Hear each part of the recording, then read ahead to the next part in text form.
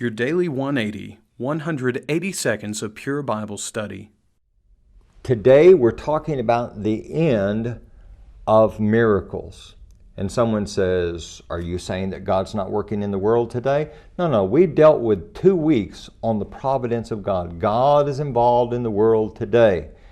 But a New Testament miracle is more than just God's mere involvement.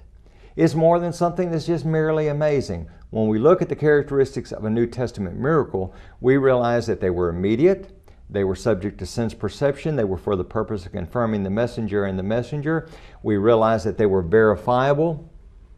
Those sort of things don't happen today, okay, where we know for sure it's verifiable, it's instant, it's immediate. But more so than that, when we go over to 1 Corinthians chapter 12, we read, if I count correctly, about 9 different miraculous gifts that were present in the first century church.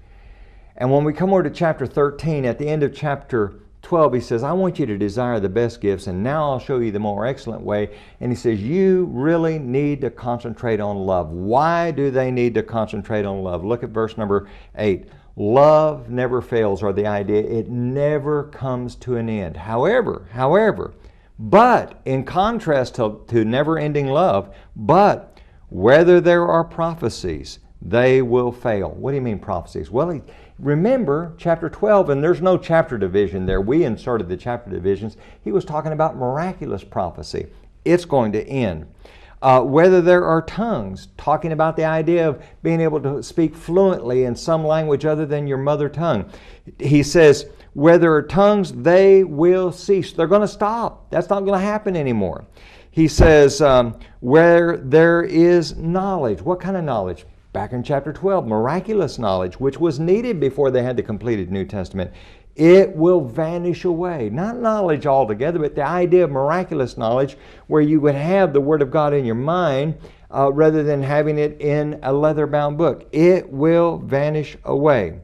And then he goes on to say, for we know in part and we prophesy in part. Do you realize how blessed we are today?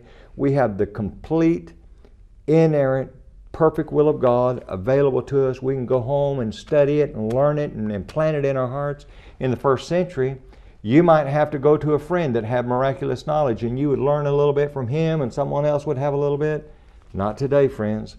Today we have the complete, inerrant, perfect will of God. What a blessing for all of us. Join us again tomorrow.